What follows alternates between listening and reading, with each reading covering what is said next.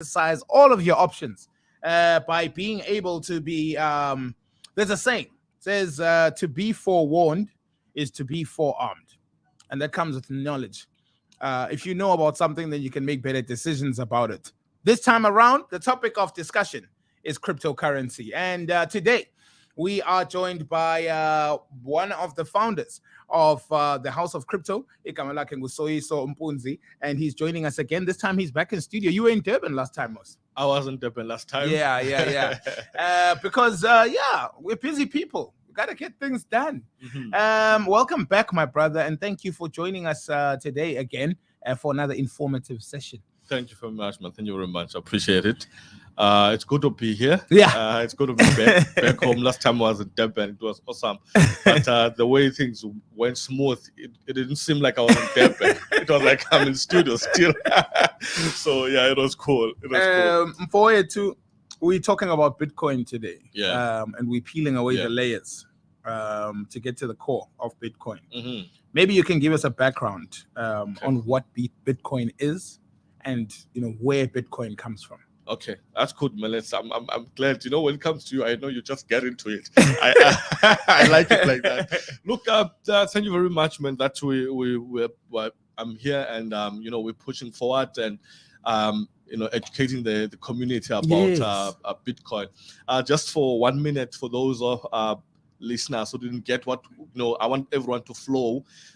Last time we were speaking about the evolution of money. Yes. Where does money come from? Because before we talk about Bitcoin, we must know where money comes from and why it eventually got to Bitcoin. Yes. So that's how things basically are. So today we're going to talk about Bitcoin. Yes. And the history of Bitcoin is Bitcoin started in 2009, and that's last time we spoke about why it started and stuff like that. Yes. So we spoke about that, and Bitcoin started in 2009, and everyone's like, "What is this thing? What is this thing?" Was there a craze around it when it started, or were people confused, or did it start small? What was the environment like, or the atmosphere like when Bitcoin hit? It was the biggest scam ever. People are for instance, in fact, the world at that time was not expecting anything new. Sure. Given what just happened with the fiat currencies all over the world. Yes. So the world was still skeptical, and everyone now people are starting to talk about this Bitcoin thing, and it's paperless. And everyone okay, now they are coming to scam us. They want our monies and stuff like that. So there was that thing, and to show that people distance themselves from that, the value for almost the whole of 2009 was zero. Not even 1 cent. Wow. You see, that's how nobody trusted it. Nobody trusted in it. Exactly. Nobody, no institution wanted to be associated with Bitcoin at the time because and how do we see that? Numbers don't lie. Yeah. Numbers don't lie. So if something costs 0 cents, 1 cent, there's no value to it. There's no value to it. It's worthless. It's worth less than the material it's made of. Exactly. You see, that's where exactly it was. Yeah. And in 2010, like we mentioned last time, in 2010, it was 1.40 cents during our Vuvuzela time. My goodness. And Shabalala scoring the goal and we're going crazy. And we were celebrating not having to qualify. And there's people out there who are buying millions of Bitcoin and stuff like that. For 1.40 cents. So what is Bitcoin then in essence? Bitcoin is a decentralized cryptocurrency. Yeah. Okay. If anyone asks you anywhere under the face of the earth, say, what is Bitcoin? Your simple answer is it's a digitalized cryptocurrency. Yeah. Now, from that on its own, then okay, Bitcoin is digital. It's paperless. Number 2, Bitcoin is a currency. Most of the time, people think it's a company.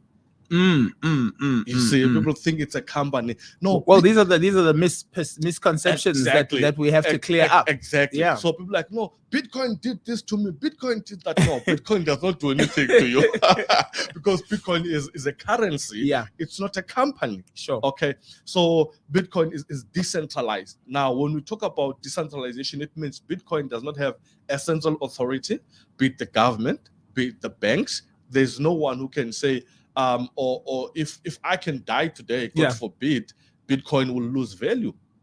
It's not attached to. You understand? It's not not attached to anything. I Sure. always say this: Bitcoin is independent of anyone or in any institution using Bitcoin.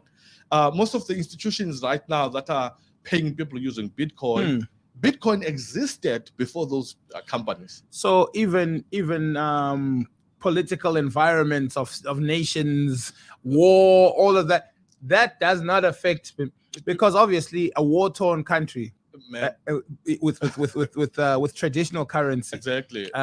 we know what happens Yeah, there. Inflation, exactly. everything becomes expensive. They print bigger denominational True, values, true. etc. Yeah. This is not affected It's by no means or fashion by any external factors. It's not. I mean, just to give an example there, I know it's a bad wish, but for me, when we were in lockdown level 5, Yeah.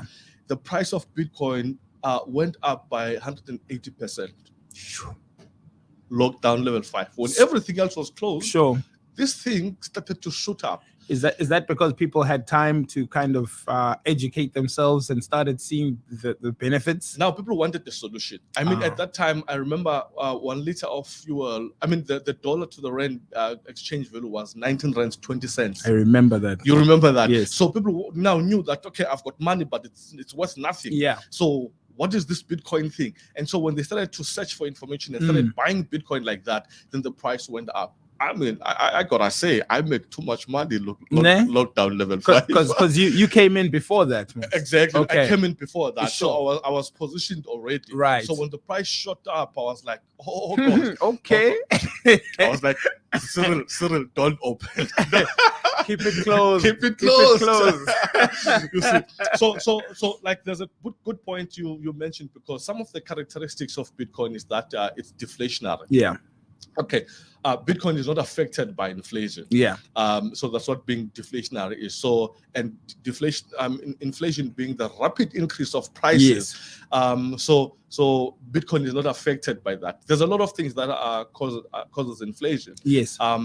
If a politician says something that the market does not like, then you're gonna see the market responding to that.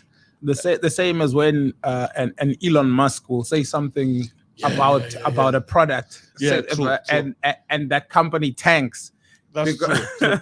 Even with Bitcoin, he did say something about Bitcoin, and Bitcoin went down. Because you know why? Elon Musk has got a lot of followers. Yes. So there's people who believe whatever he says because of who he is and who he is and what he's done in the global market and stuff like that. Yes. So when I'm that influential and I stand up and I say, you know what? This Bitcoin thing is not working out. It's a scam. I'm taking off my company. That's a big statement. That's a big statement. When you've got hundreds of millions of people listening to you. Now, those people who trust you at your word are gonna be like, okay, let me dispose Bitcoin.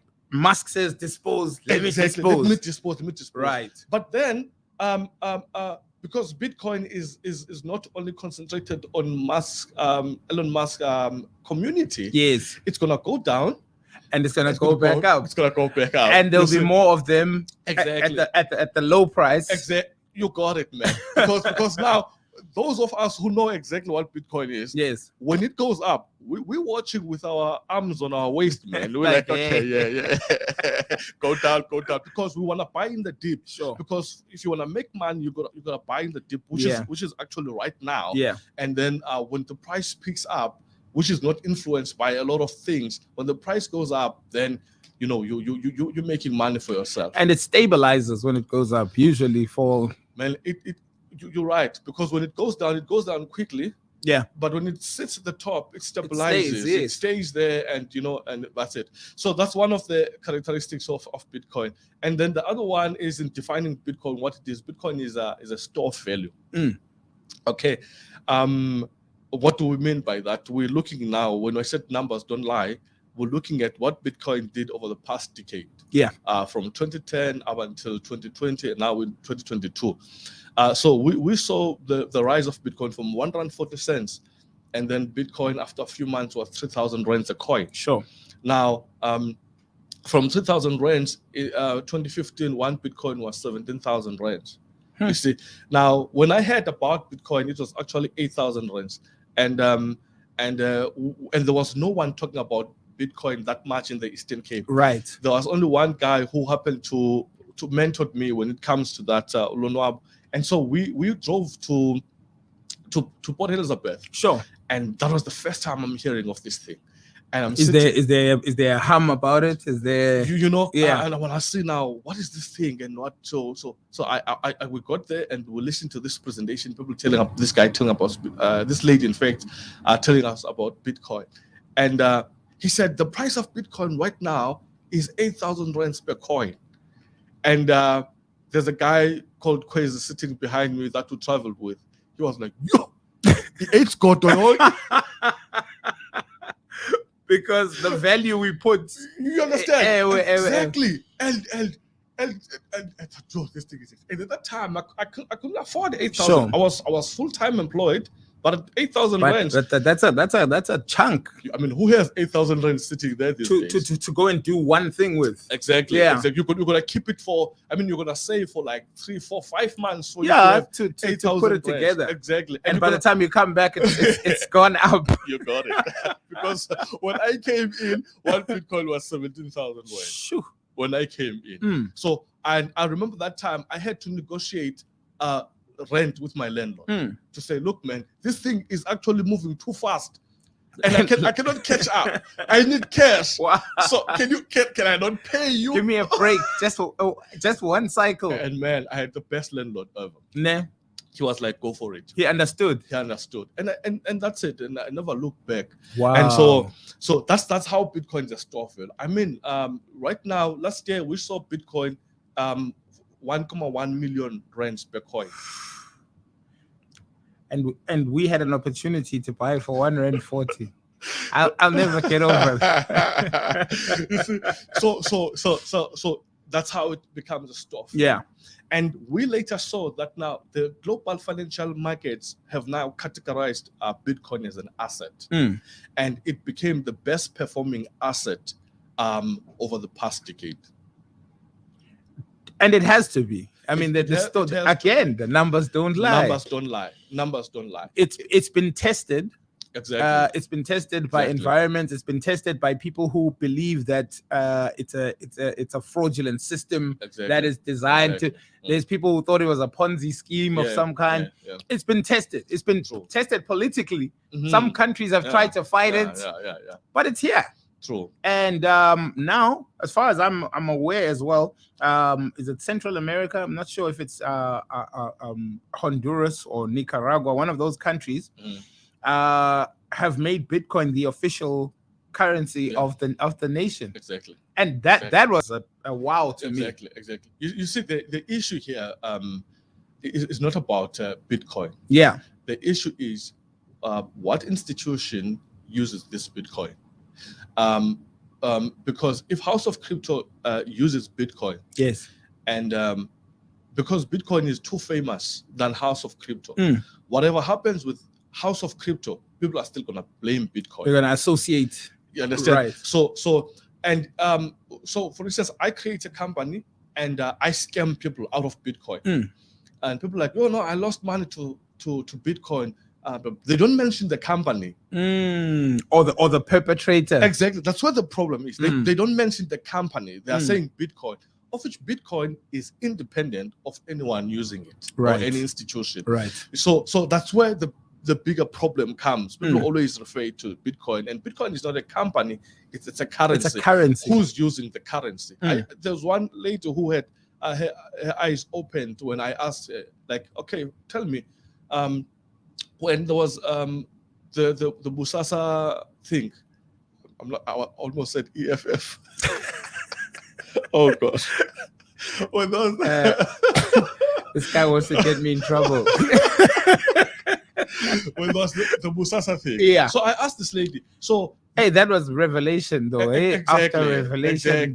Yeah. So I was saying to her, okay, tell me, so who's at fault? Is it the rand, the currency, or the company? Or those who are involved in the company, right? And she said, no, it's the people who were involved. I said, why not blame the rand?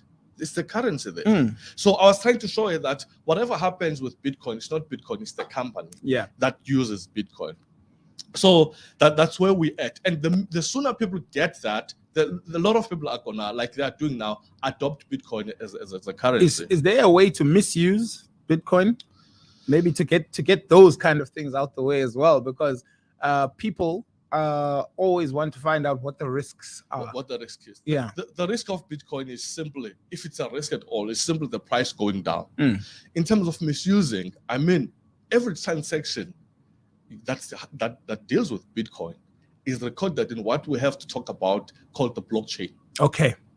So we're going to have a topic on its own about blockchain. Because there is no Bitcoin without blockchain. Yes. So if anything has to do, if I'm buying something and if I'm buying something from you and I'm going to transfer Bitcoins to you to receive that product, that transaction is going to be recorded in the blockchain. Automatically. And universally. And number two, it cannot be double recorded. It cannot be erased. It was always going to be in the blockchain. I see. You see, so and now in the blockchain, there's a lot of technology that's there to make sure that there's no double spending, double using, reversal of transactions. That's why if I send you Bitcoins, I cannot reverse them, because if I reverse them, that means there could be fraud involved or whatever. And it called that transaction into question. You understand what I'm saying? Yeah. Exactly. So that's the power of Bitcoin. Wow. In terms of misusing it, that will be between you and the other person. And the other party. And then you guys rob each other whatsoever. So it will be an act between two people. Exactly.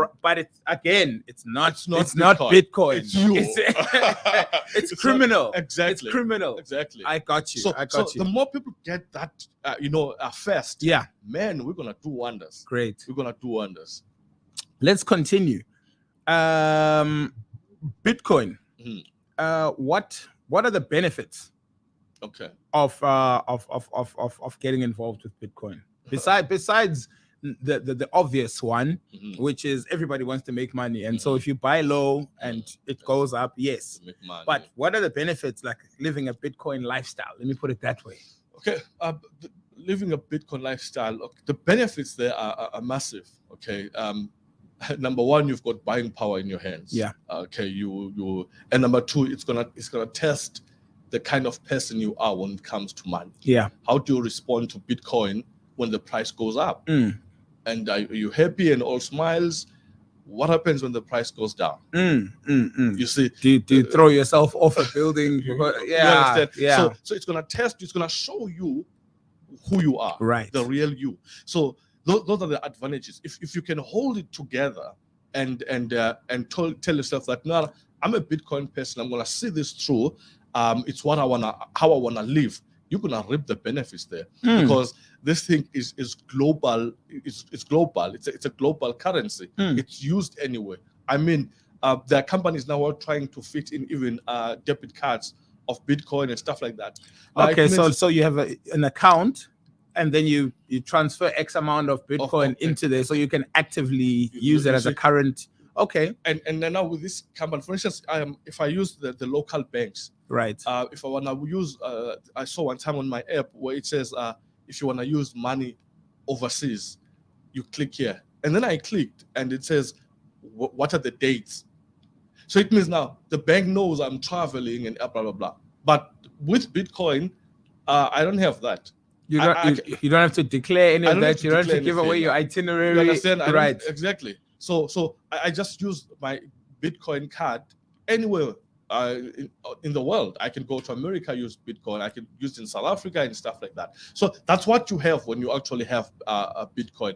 Number two, when you have Bitcoin, you're looking at what we call Bitcoin is a person-to-person payment system. Right. Okay. Now that's fundamental. Okay. Because if we say fundamental, Bitcoin being a person-to-person payment system, means that if I'm sending Bitcoins to Trusenz, yes, I don't need the bank. That's between me and you. That's between me and you. I need your Bitcoin wallet address, and I'm gonna be sending to it the X amount of Bitcoin. And it's instantaneous. Man, it's like sending an email. Yeah. So Now, what happens to because the guy in the middle, if I was sending you bitcoins and we have to use someone institution in the middle to get the bitcoins across, There's a percentage of that for the transaction. That middle guy is not in the business of making cousins and friends. No, or making sure people get their money. No. He's not dealing like that. Okay, he wants his own. Yeah, from that, and he needs you to go through him. Exactly. He needs you. Now, if there's no middleman between us transacting in Bitcoin, yes, what does that tell you about the charges? Relatively low, fast from sender to receiver. Right. You see, because now there's no third party. Yes. Okay. So that's what you have when you have Bitcoin. You've got that power. So now we have people all over around, our cousins, our friends, and so if you need money or you send the money, you're like, okay, send me your Bitcoin wallet address. You just send money. Thanks, I got it. Now you get it the same as it was sent, right? Because there's no middleman who has to benefit from this transaction. So we've got some comments here. Dalsango Stesh Golisberger says, "Wow, good learning. Good. I'm glad. This is what we're here for. I'm happy. This is what we're here for." Ubuli Zikali says, "Now that there are a lot of coins and at a reasonable price now, like how Bitcoin price was 11 years ago at 140. Okay. For example, the Doge coin." That was just Bloom, for example. We need more clarity on that since there are other coins now. That's a good one. Yeah.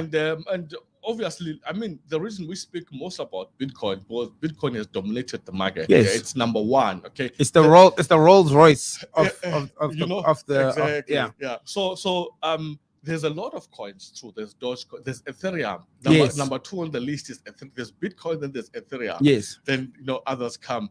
Ethereum has grown a lot, and these are all cryptocurrencies. They are all cryptocurrencies, right. And you just have to know now what backs that up. For instance, what backs Bitcoin is the blockchain. Yes, there's a certain blockchain that protects Bitcoin. Right. So for any other coins, and if you see that they are easily influenced, okay, then that's where you're gonna now be skeptical of actually being part of this coin or not.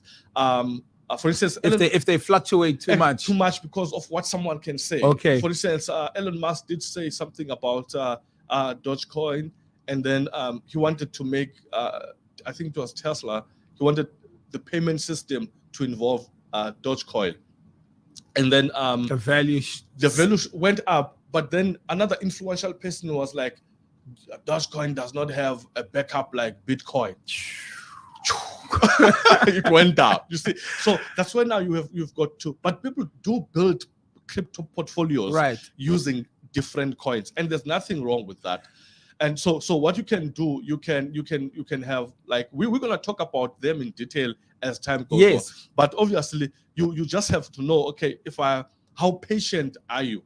If I put 50,000 rands as an example, and buy Dogecoin, are you in it to withdraw next week, or you're like, okay, fine, or are you parking that 50K? Parking that 50K, and you're making sure, because for instance, I bought Shiba Inu coins. I have 40,000 of them.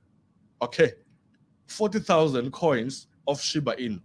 That coin is less than 1 cent right now. Okay, I don't know why people are not buying it. So and it means when that coin gets to 1,000 rands per coin, we're talking something totally different. Oh, man. You see, so that's what happens. You can buy coins that when you look at them and you see that, okay, there's what backs this, what's the technology behind this particular cryptocurrency is actually very good. So for instance, the next time we can talk about now Bitcoin mining. Yes. Now we're gonna see now what backs Bitcoin, what backs Ethereum, what constitutes the technology behind Cardano, Ripple, Ethereum, Dogecoin. Because obviously they've all got their own approaches to the market, which is the kind of their trademark into how they secure their value. True. Exactly. But a moody currency is a moody currency. Yeah, true. Right. There's ones, for instance, there's ones that have been innovated now, yes, like Bitcoin Vault. Yes. Okay. Bitcoin Vault is crazy. With Bitcoin, if I send you 50 Bitcoins, and when I was copying down your wallet address, instead of 0, I put O, and I send. those bitcoins are lost. Like forever. They're forever lost because I made an error. Sure. Now with Bitcoin Vault, you can reverse the transaction. Okay. Back into the vault. Back into the vault. That's why it's a vault. Back into the vault and write the wallet address down correctly and then resend. Okay. So those innovations are coming to the market, and Bitcoin Vault happens to have the same algorithm as Bitcoin. Okay. 21 million coins in circulation for Bitcoin Vault also. Yes. So just in terms of security, it is above Bitcoin. Now give that coin 10 years and everyone who was using Bitcoin and lost money because of irreversible transactions. Now they see this Bitcoin Vault, same algorithm, same software, same number of coins. And they're like, okay, with this feature of reversing transaction, security is intact there. Let me take my Bitcoins and use Bitcoin Vault. Right. So those are the things that are happening. So there's a lot of cryptocurrencies, and you just have to learn what's behind them for you to actually. So Bitcoin Vault makes it more human error proof. Exactly. Because we are prone errors. to make mistakes. Exactly. Depending on the device that I'm using, and all of that. And how long are your nails? Exactly. Exactly. Or if I was eating something beforehand. True. So that's what Bitcoin is. I also got a question, but cool. Go for it. What's the question? Someone saying, if I want to transfer BTC to my bank account, let's say I want 300,000 per month or 10,000 per day to my bank account, the bank won't have any questions and freeze my account. No, I do that. I do that. Remember, I transfer. There was a time I locked 1 million in 2 months in Bitcoin, and I was using the bank. Yeah. There is currently no legislation when it comes to cryptocurrencies with our government. Yes.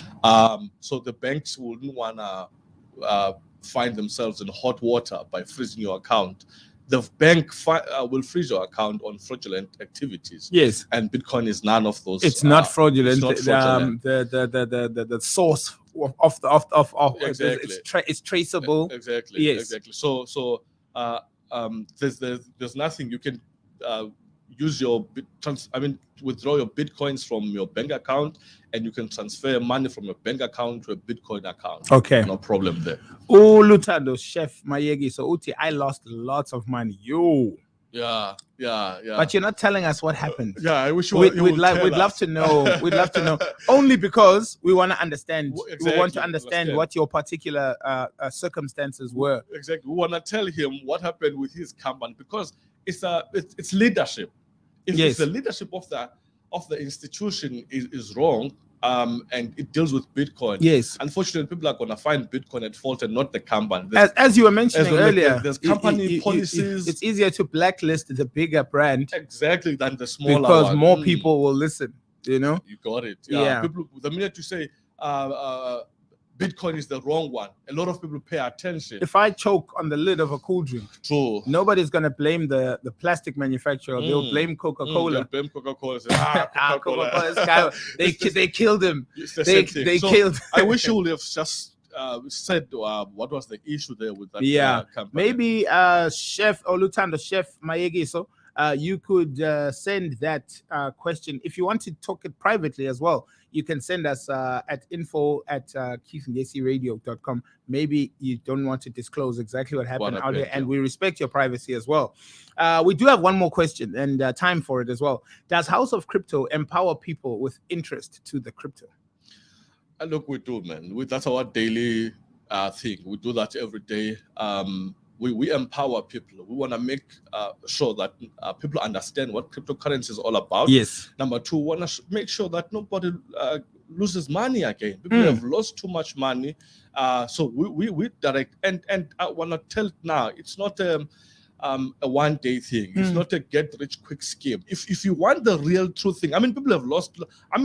People should be tired of losing money by now. Yeah. Okay. So if you want the real thing, okay, come with expectation, obviously, but then get to the process. Learn what this thing is. I'm not gonna be rich tomorrow. I'm gonna be in a process. This process is gonna take me so many X amounts or X time of months or weeks or so to Yes. actually grasp the concept. And then now I know where to direct my money. Yes. I know where to deploy my money. Yes. Okay, because I've got the necessary information. Yes. So that's what we do. House of Crypto is about information. And good thing is, and that creates a community of empowered people. exactly. You know, not one person who you go and you have to kind of Pamela, but can we talk about that thing when you have time? Exactly. No, this is information that's freely available, not freely available, but that is available there because it's gonna help you make your decisions. True. And it's by people who actually live the life and understand the process. True. Final Uti ubuli mahlasela, what is the process of empowerment? So I guess the secondary question to the one you just answered. Yeah, it is. The process is you just link up with House of Crypto. For instance, on Saturday, 10 a.m., we're having an open presentation, free of charge, where people can come in and actually sit down and listen to what cryptocurrency is all about, what material to read, what links to click and stuff like that. So if you want to be empowered, you can start by attending that session. That's where you get more of this. That's why you get more of this now. So on Saturday, we'll be in our office now. We'll be sitting down and having, cold water over Bitcoin. We don't want anything hot there. That's if we have water, you know. Yeah.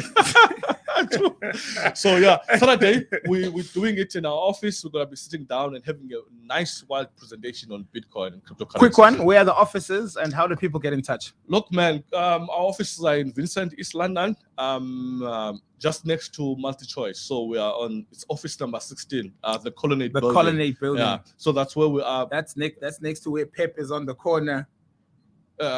Is Pep there?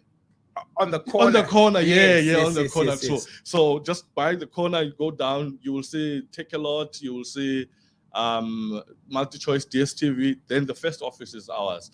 It's there's a signage there. So House of Crypto, you won't get lost. Or alternatively, you can give me a call or WhatsApp. It's 081-877-3749. Let me put that number up on the comment section. 081-877-3749. 3749. So even if you're watching this later, the number will be there for your contacting Soyiso Mpunzi, the co-founder of House of Crypto. Very informative session. And of course, we do this every other week. Every other week. True. If this is not your destination to find out more about cryptocurrency, maybe you need to go straight to the House of Crypto. 10 a.m. on Saturday. 10 a.m. Saturday. Our numbers limited to 70. To 70. Yeah, so don't be number 71. True. Don't be. Guys, you could have been anywhere between 9 and 12, but this is where you chose to be. And for that, we are eternally grateful. Thank you for making Moment of Truth your 9 to 12 destination. Until we see you tomorrow, take care of yourselves so that you can take care of each other. Peace. Thank you. We're social.